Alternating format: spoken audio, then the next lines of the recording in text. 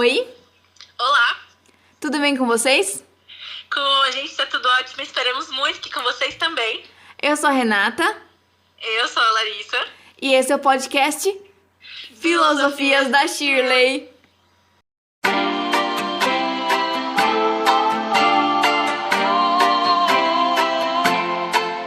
Bom, e hoje aqui no nosso podcast ele vai ser feito de uma maneira bem diferente.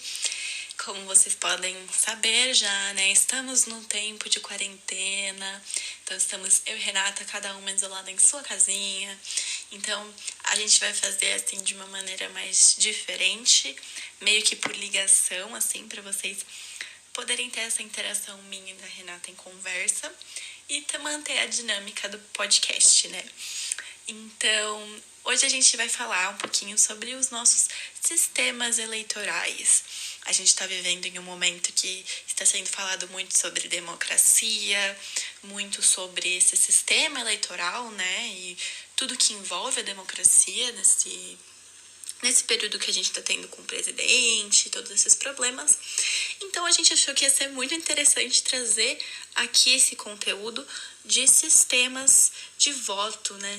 Pra gente poder ter uma noção dos outros tipos de sistema e se tem mesmo uma maneira que a gente possa mudar esse sistema, alguma maneira que a gente possa melhorar. Então a gente vai trazer uma discussão bem interessante e primeiro a gente vai apresentar os tipos de sistemas que existem, né? A gente vai dividir em 3 blocos, é um sistema de pluralidade ou de maioria, os sistemas proporcionais e os sistemas mistos. E o primeiro que a gente vai falar são os sistemas de pluralidade ou maioria.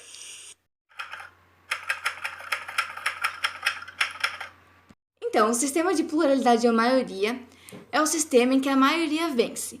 E os candidatos que tiverem mais votos são os que ganham. Ele pode ser dividido em 5 tipos. O primeiro é a maioria simples, que é mais conhecido como First Past the Post, em que o candidato que tiver mais votos é o que ganha, mesmo que não seja a maioria das pessoas que tenham votado nele. No distrito eleitoral só tem um representante e os eleitores votam em candidatos em vez de votar em partidos políticos.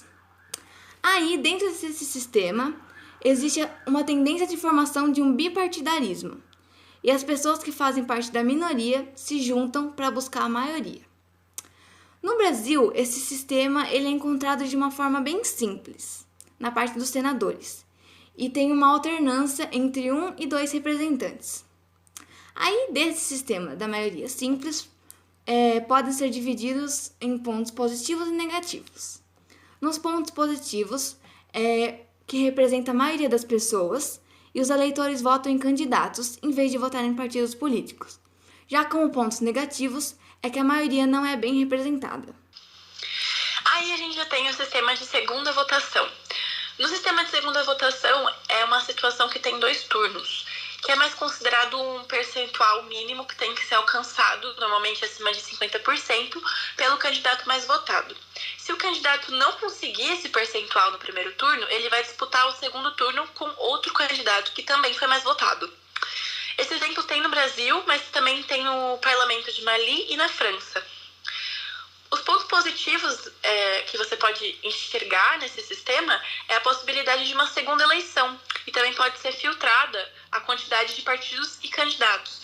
Então você tem uma facilidade maior de escolher porque você tem mais uma chance de votação.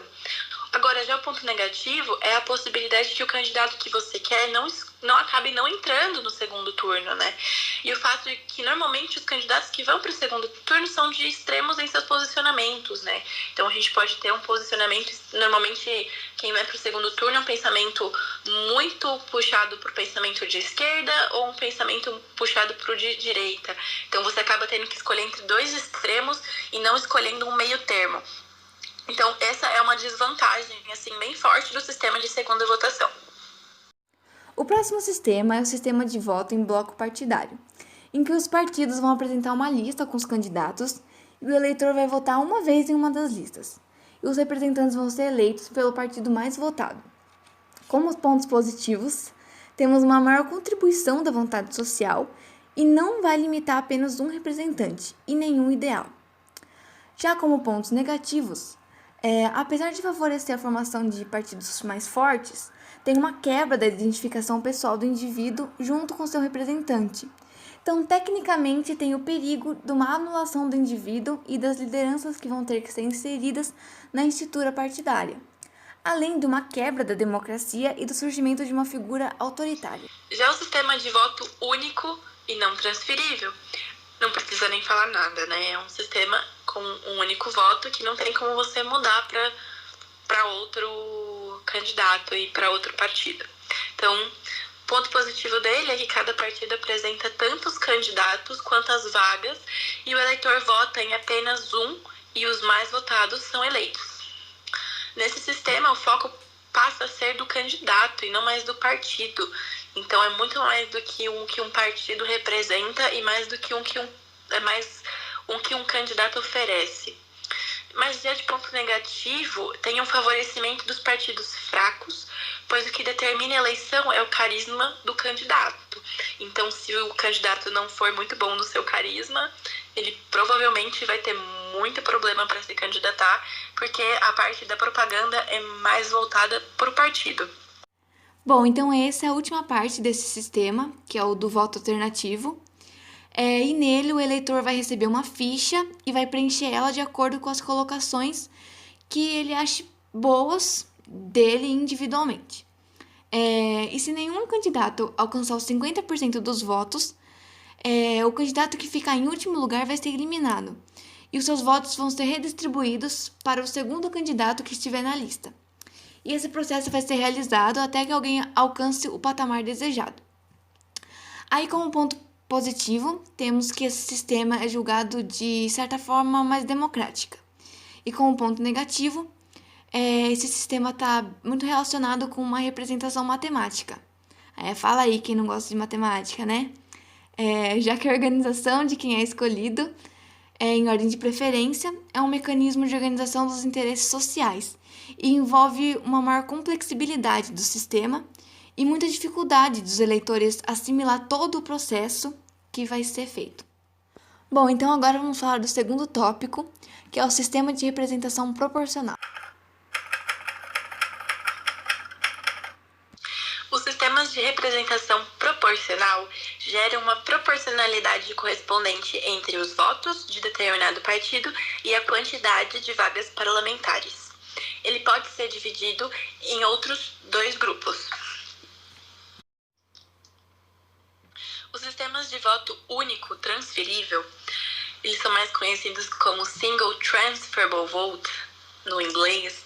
Os eleitores em pequenos distritos ordenam a sua preferência na cédula, independentemente do seu partido, e quem cumprir uma cota determinada para cada distrito é eleito. Então, os votos recebidos são transferidos além da cota proporcionalmente à segunda preferência dos eleitos. Se não for suficiente para os outros candidatos atingirem a cota, os menos votados transferem todos os seus votos para os demais, e assim sucessivamente, até que se preencham todas as cadeiras. Pontos positivos é que a eleição é mais dinâmica e, de certa forma, mais democrática. Já os pontos negativos é que, se não for suficiente para outros candidatos atingir a cota, os menos votados transferem os seus votos para os demais. Então, acaba sendo mais complicado para o sistema de voto, porque eles têm que transferir os seus votos e acaba que as pessoas que votaram neles acabam meio que deixando em branco, né? Então é um pouco mais complicado esse tipo de sistema. Então agora o próximo sistema é o de representação proporcional de lista.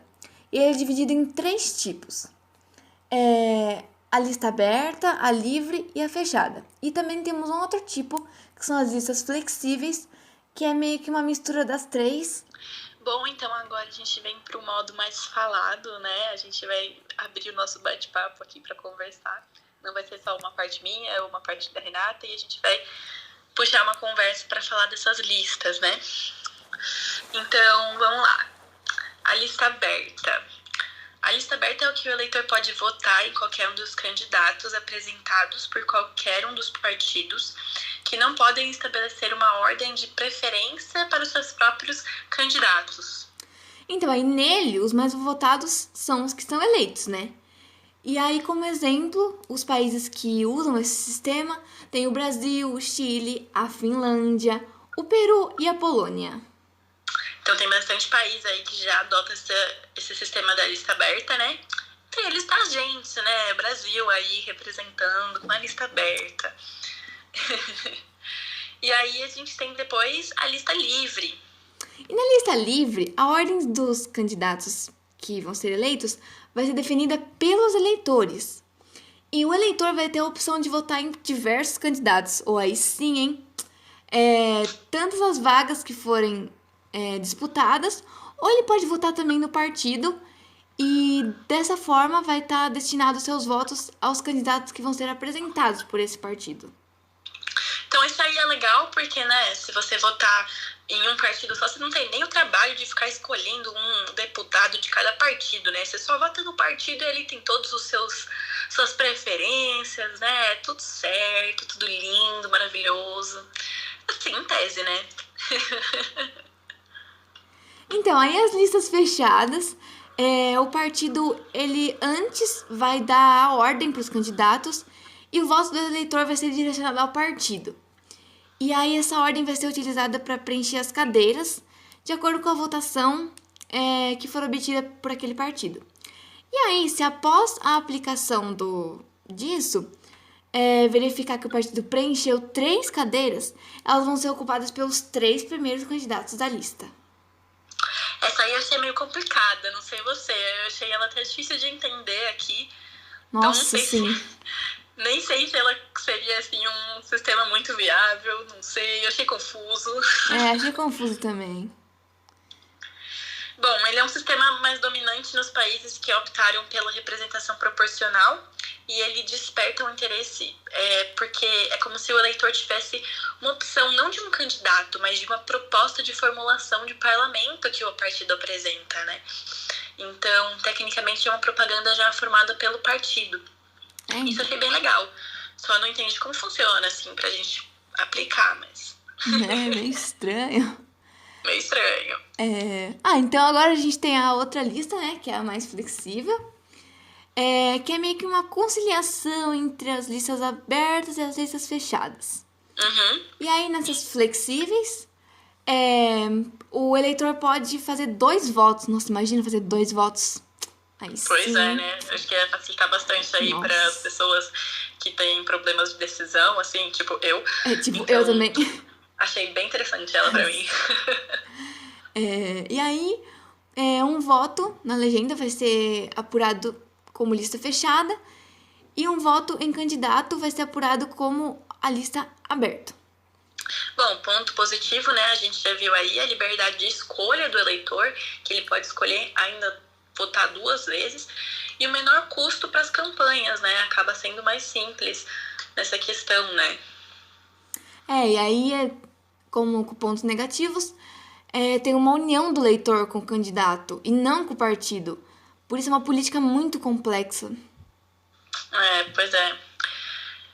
Então, apesar dela ser legal aí, né, de ajudar os indecisos dos 2 votos, né, e dar uma liberdade aí pro eleitor, precisa ver se vale a pena, né, porque é uma união com um candidato, né, não um partido, então acaba ficando bem, bem complicado mesmo. Acho que essa aí, ela é boa em como a gente tá falando aí, né, pontos positivos e negativos, a gente tá vendo aí que o negativo tá pesando mais que o positivo, né, então nós, pessoas indecisas, vamos ter que esperar pra gente poder votar, né? Pois é.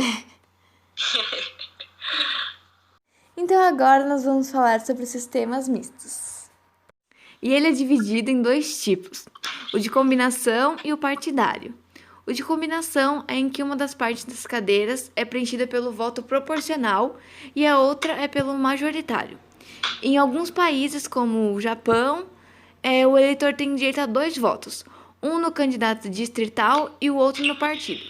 O partidário é utilizado para a divisão de cadeiras preenchidas pelo critério de proporcionalidade. Em outros, o eleitor dá um único voto ao candidato que concorre no distrito. Já nesse caso, as cadeiras proporcionais são distribuídas de acordo com o total de votos dados a cada partido. Então, Lara, aí nesse sistema tem os pontos positivos, que é a diversidade do processo de eleição. Mas aí, né, temos também os pontos negativos, que pra mim pesam mais, né? Não sei pra você. Pra mim também. Mas a complexidade do processo da eleição, ela dificulta muito mais o voto das pessoas que não têm conhecimento sobre o processo de eleição, né? Então, por conta dele ser mais diverso, aí acaba sendo mais complexo para quem não tem tanta informação como funciona, né? Com certeza. Então é isso aí. Agora vamos para o próximo, que é os outros tipos de sistema.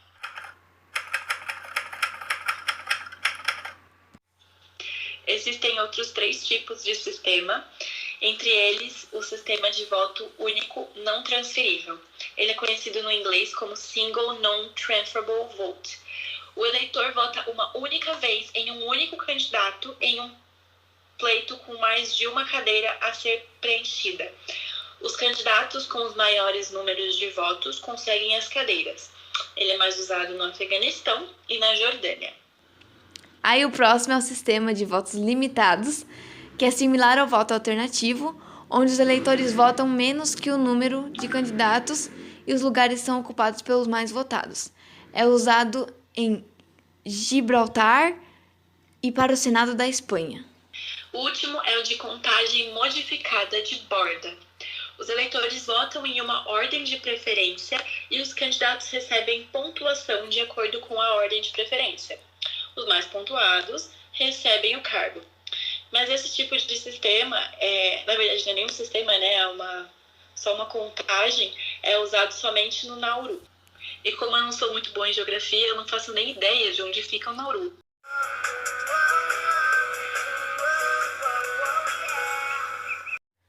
Bom, estamos chegando ao final do nosso podcast. Como é de costume, no final do podcast a gente sempre faz uma pergunta provocativa, né? Já virou um quadro fixo aqui do canal. E aí, temos aí essa pergunta que ela vai falar um pouquinho sobre o que a gente tratou hoje no podcast. A gente faz ela voltada para o tema, como uma maneira da gente mostrar um pouco da nossa opinião e também colocar um pouquinho desse quadro nos dias atuais. E a pergunta filosófica da Shirley é: vocês são capazes de melhorar o sistema eleitoral brasileiro? Como? Bom, então, para começar, eu acho que a falta de participação da sociedade nas decisões políticas, a falta de integração dos 3 poderes e principalmente os problemas que envolvem a corrupção e ações legais, eles mostram que os políticos não visam apenas o bem comum da população e realizam em massa, assim, seus interesses pessoais e não só o que é bom para a população. Então, eu acho que a democracia, apesar de ser o governo que faz mais sentido, né, a gente ter agora, ele também tem seus problemas, porque quando a gente adapta ele, acaba tendo esse problema aí dos políticos, né, dos políticos, dos partidos. Então, eu acho que é o que está faltando, assim, para nossa democracia do jeito que a gente tem hoje, para ela melhorar e para ficar mais favorável para todo mundo. Um político que pense no coletivo, pense nas minorias, nas maiorias e não beneficie só uma classe, só um grupo. E com respeito, claro, eu acho que um presidente ou um político tem que estar nesse cargo com respeito e respeitar que vão ter opiniões diferentes, né, divergentes das dele, e que ele respeite. Eu acho que isso é primordial, assim, num governo. Sim, com certeza. Tanto é que se o político tiver um pensamento muito individualista, ele não vai conseguir chegar em uma posição favorável para ele. Então, vai ser muito difícil, né? Então, ele tem que pensar nas coisas boas que ele tem que fazer, pensar no todo, na população, no que elas precisam, no que as pessoas precisam, no que tem que ser feito. Eu acho que assim é uma forma de construir, né, um governo bom, que governe o país de uma forma muito boa. Concordo. E bom, então, respondendo a pergunta, a nossa resposta é sim. Nós somos capazes de melhorar o sistema eleitoral brasileiro. Sim, com certeza. E já que temos o direito do voto, né? Agora nós, graças a nossas conquistas, todos podemos votar, né? Homens e mulheres, e a partir dos 16 anos, então isso é muito legal, porque a partir do direito do voto, a gente já tem essa amplitude para mudar a democracia. A gente pode escolher quem que a gente quer ver no poder, a gente pode escolher a pessoa que representa os nossos ideais, e a gente começa a criar esse pensamento político, esse pensamento no coletivo. Então eu acho bem interessante da gente já ter direito ao voto, já é uma maneira que a gente pode melhorar e mudar o sistema eleitoral brasileiro. Sim, pois é. E também é bem importante ressaltar que na hora que for votar, não jogar o voto no lixo, como muitas pessoas fazem, e sim pensar em alguém que possa governar o país de uma forma favorável para todos e continuar a levar ao crescimento do país, né? Uhum.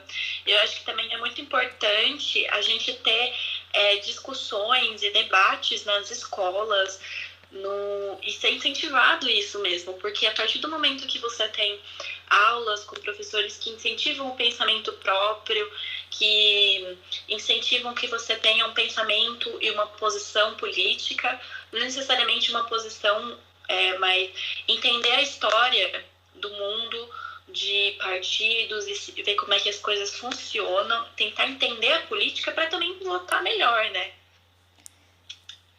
E então eu acho que essa é a parte mais importante. E também assim a gente cobra nossos direitos, né, melhorias do governo, a partir da nossa democracia.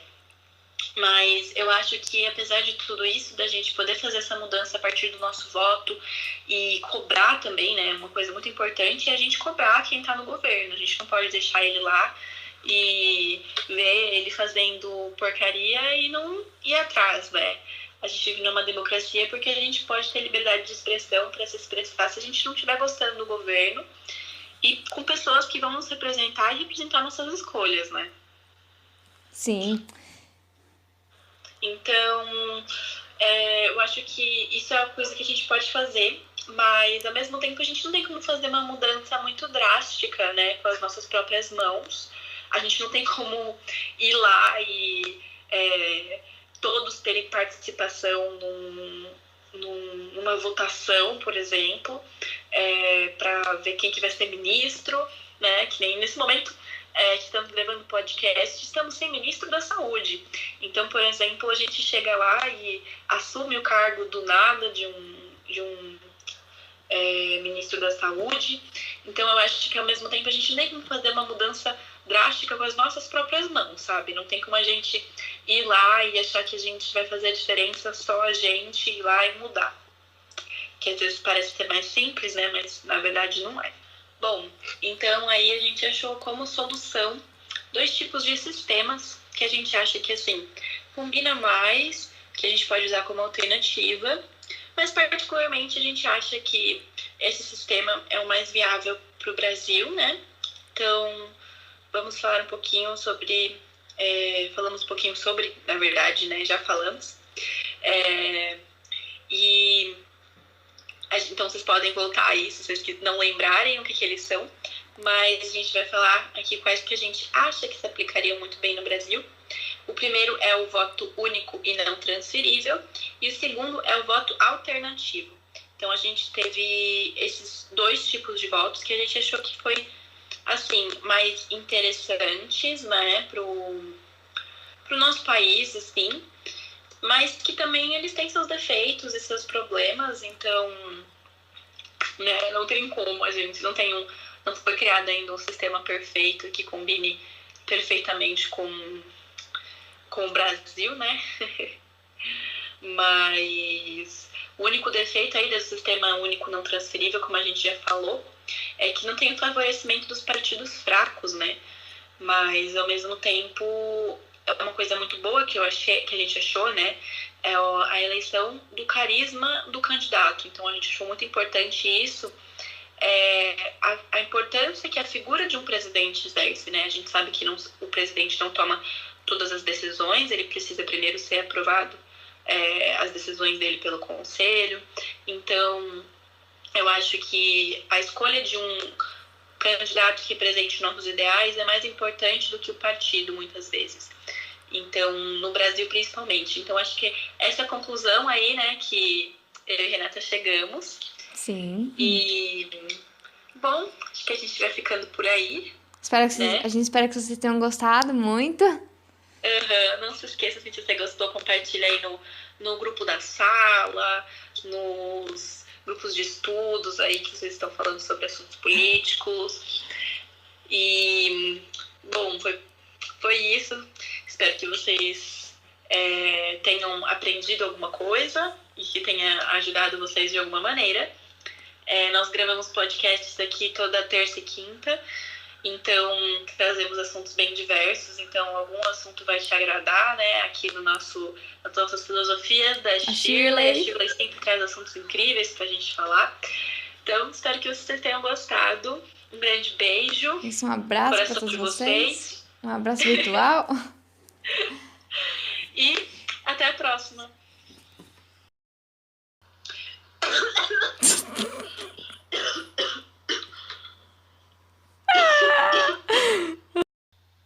Eu corto essa parte. Cadê a pergunta? Cadê a pergunta filosófica? Porque eu vou fazer, né? Cadê? Tá, vai. Tá gravando ainda? Eu esqueci de parar. Cortar. Tá, e onde a gente tava? Você tá bem? Ótimo, é que eu tava coçando meu olho. E o candidato que concorda...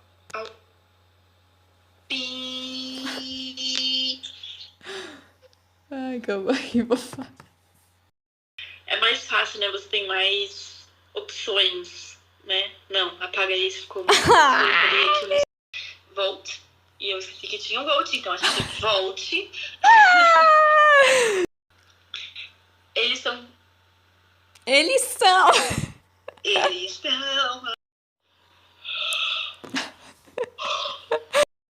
Ao final do nosso... No nosso Shirley! Então a gente vai falar um pouquinho mais sobre o meu erro léxico de ficar nervosa e falar bosta.